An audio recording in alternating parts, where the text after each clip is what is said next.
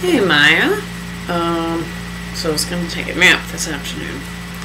Instead, I thought I'll read a little bit. So this is chapter 11 of Enchanted. Okay. Except for Areda, I had little pleasure from the society at finishing school. Only Hattie's set pretended to be friendly, and they treated me with the same oily condescension Hattie visited on me in public.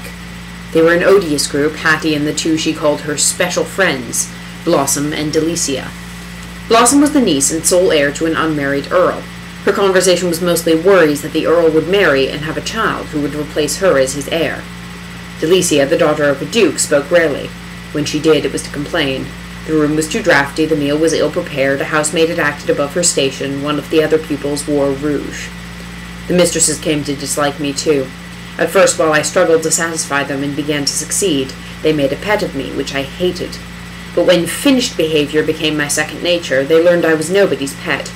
I spoke as infrequently as I could and met their eyes only when I had to, and I returned to my old game. "Sing more softly, Ella. They can hear you in Aortha." I became inaudible. "Not so soft. The rest of us would like to hear your sweet tones." I sang too loud again, although not so much as before. Music mistress had to spend a quarter-hour inching me along to the desired volume. "Lift your feet, young ladies. This is a spirited gavotte." My legs shot above my waist. And so on. It was a tiresome game, but I had to play it or feel a complete puppet. Hattie didn't tell anyone about my obedience. When she had an order for me, she'd tell me to meet her in the garden after supper when no one else was near. On the first such occasion, she instructed me to pick a bouquet for her. Luckily, she didn't know I was goddaughter to a fairy cook. I picked the most fragrant blooms, then ran to the herb garden hoping to find something useful. Ethelwort was my preference. If I found it, Hattie would have an itchy rash on her face for a week. Most of the herbs were of the ordinary sort, but as I turned to leave, I spotted a sprig of bogweed. Taking care not to breathe its scent, I plucked it and placed it next to a rose. Hattie was delighted with the flowers and buried her face in them. "They're sublime! But what—" As the smell of bogweed worked on her, her smile faded and her expression became vacant. This is something that I never got the first, 7 times I read this, but, what bogweed does is it makes you tell the truth to whatever you're asked. "What would make you stop giving me orders?" she answered in a flat voice. "If you stopped obeying them." Of course, I had wasted a question, and I had no idea how long the bogweed scent would last. But as long as it lasted, I could ask her anything, and she would answer honestly. "What else would stop you?" I asked quickly. "Nothing," she thought. "My death." No likely release from that quarter. "What orders do you plan to give me?" "I don't plan." "Why do you hate me?" "You never admired me." "Do you admire me?" "Yes." "Why?" "You're pretty and brave." She envied me. I was amazed. "What do you fear?" I asked.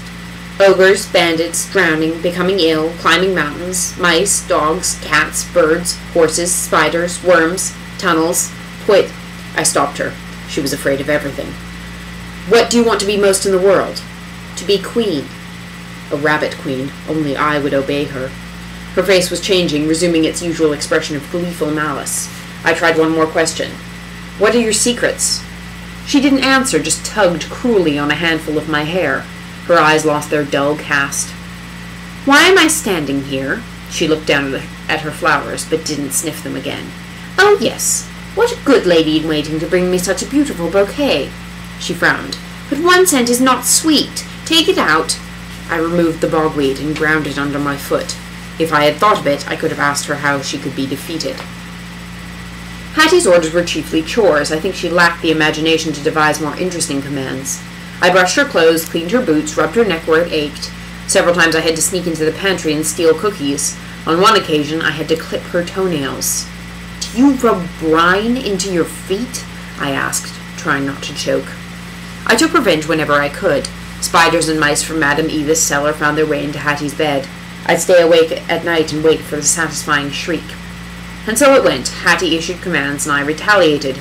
But there was no balance. Hattie was always ahead. She had the power. She held the whip. Areda was my only comfort. We ate our meals side by side. We sewed together. In our dancing lessons we were partners. I told her about Frel and Mandy and Char. She told me about her parents who kept an inn. They weren't wealthy, another reason she was unpopular. When she left school, she would use her accomplishments to help them. She was kinder than anyone I'd ever known.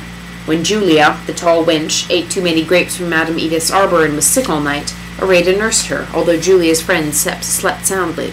I helped, but only for Areta's sake. My nature was not so forgiving. In the garden one evening, I found myself telling Areta about Mother. Before she died, we used to climb trees like this one. I rested a hand on the trunk of a low-branching oak. We'd go way up to the top and sit as quiet as could be.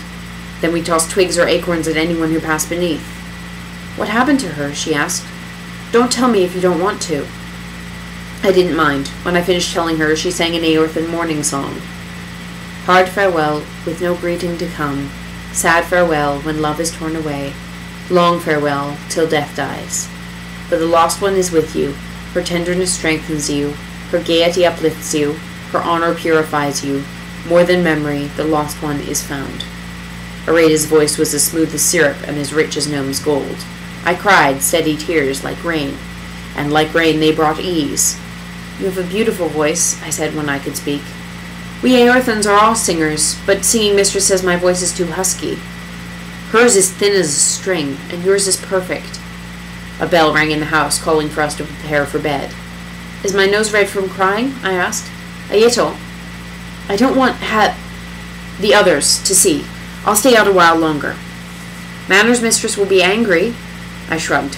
"She'll only tell me I've disgraced the king." "I'll stay with you. I can watch your nose and tell you when it's not red anymore." "Pay attention. Don't let your eyes wander." I wrinkled the feature. Areta giggled. "I won't."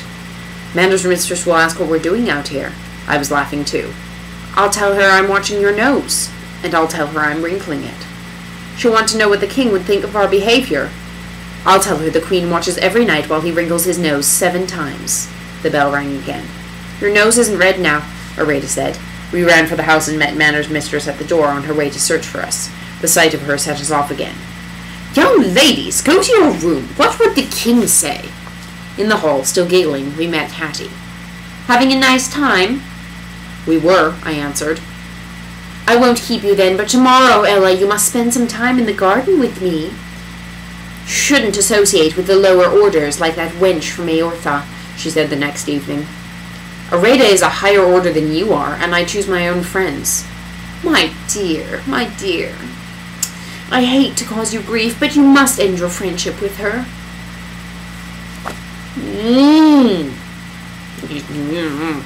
They'll get better. I promise they'll be less sad. Okay. Bye-bye.